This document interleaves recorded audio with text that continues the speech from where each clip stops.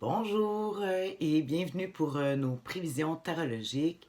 Mon nom est Tania Bélanger, la sorcière bien-aimée du Nord, coach tarologue. Oui, j'avais pigé, comme à toutes les semaines, 3 cartes. Une pour connaître l'humeur de la semaine, une pour les défis à surmonter cette semaine et l'attitude gagnante à pratiquer cette semaine, comme je dis, du lundi le 25 novembre à ce dimanche, le 1er décembre 2019, dernier mois de l'année, on s'en va dedans. Nous autres, on a ici le Père Noël, si tu vois au bout de mon doigt, qui est là pour... je sais que c'est un symbole de consommation aussi, le Père Noël, mais c'est aussi un symbole de rêve. Et j'aime les histoires, comme j'aime toujours dire, le tarot, je vois un petit peu, je regarde l'angle de vue du tarot. Comme quoi le hasard nous amène sur l'histoire des cartes du tarot. Les cartes du tarot ici, pour le temps des fêtes qui s'en vient, j'ai pris le tarot doré. Parce que, bon, doré pour le temps des fêtes.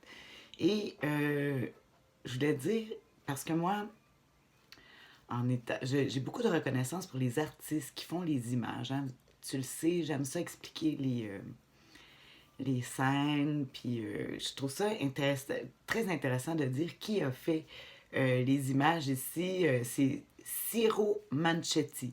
C'est un Italien, un peintre c'est lui qui a fait toutes les images du tarot doré, que j'aime beaucoup.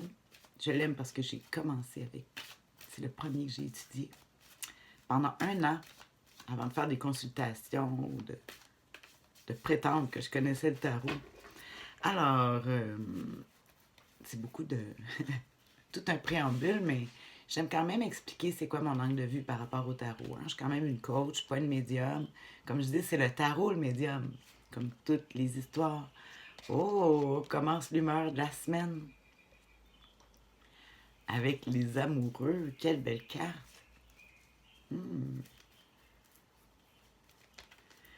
Les amoureux et le défi de la semaine. Oh là là. Les amoureux et le 8 d'épée.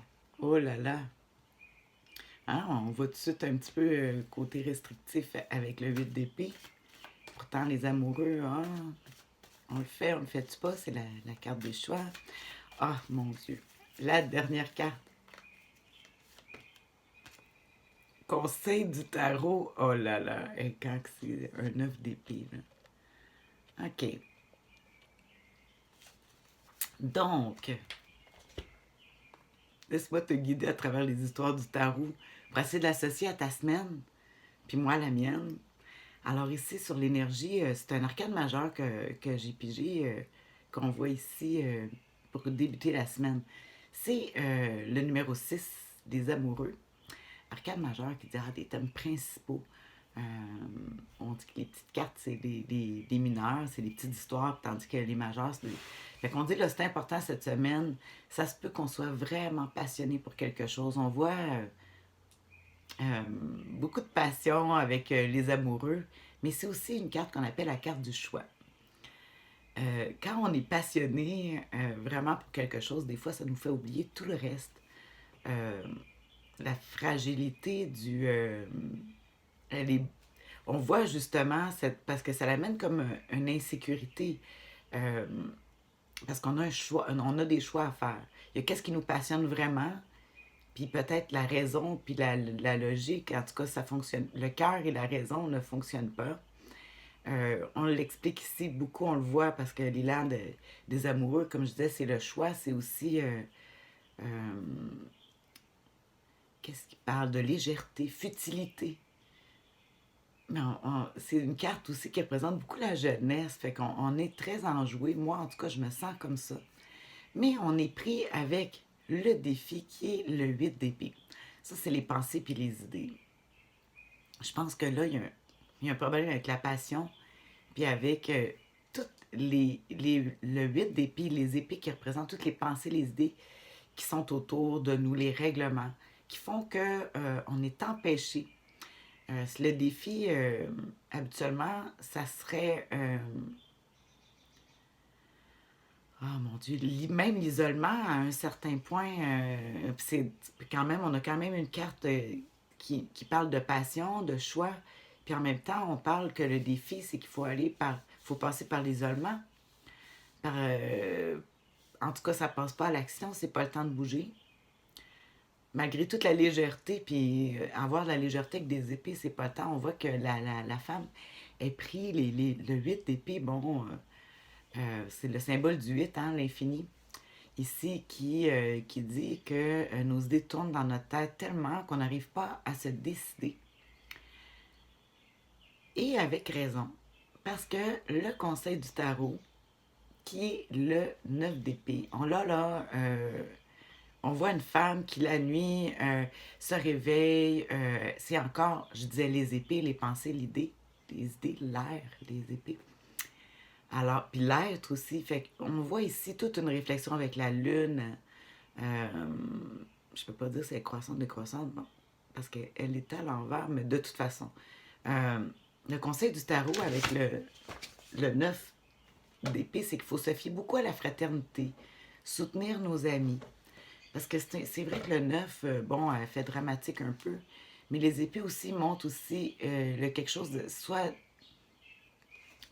d'aller soutenir les autres aussi. Parce que quand je dis le défi de la semaine, c'est le 8 d'épée, mais c'est pas juste toi puis moi. C'est tout ce qui nous entoure, les gens qui nous entourent. Bien, on dit entoure. C'est justement, c'est tout le monde est pris aussi. Fait qu'on a bien beau vouloir se lancer, soit faire des choix dans des passions, mais on est retenu. On est retenu avec le 8 d'épée, puis avec le conseil du tarot, avec le 9 d'épée. Ah, là, je suis en train de. Pendant que je te parle, je triche, je suis en train de regarder dans mon guide pratique. Le 9 d'épée, on dit en positif, parce que comme je dis ici, c'est l'attitude gagnante à pratiquer cette semaine. On va essayer de regarder ce qu'il y a de positif c'est l'acceptation, la fraternité, comme je disais, la dévotion. Ah, se défouer dans la tâche. À une période de blocage et d'isolement obligatoire. Il faut se servir du temps comme d'un allié.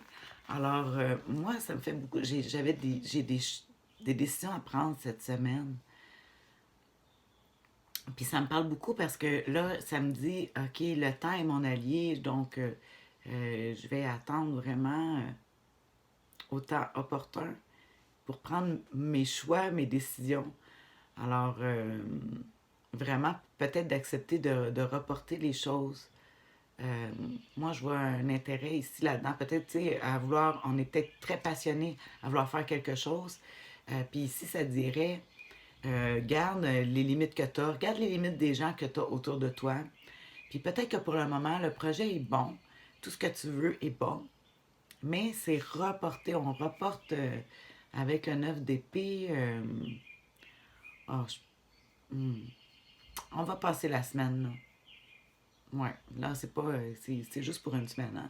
Fait que pour cette semaine, on reporte à la semaine prochaine avant de prendre des décisions, avant de faire un choix, si on est capable. Sinon, ben, on resterait. Bon, ben, c'est ça qui est ça pour cette semaine. Merci de tes commentaires. J'aime ça quand tu m'appelles aussi. C'est vraiment le fun.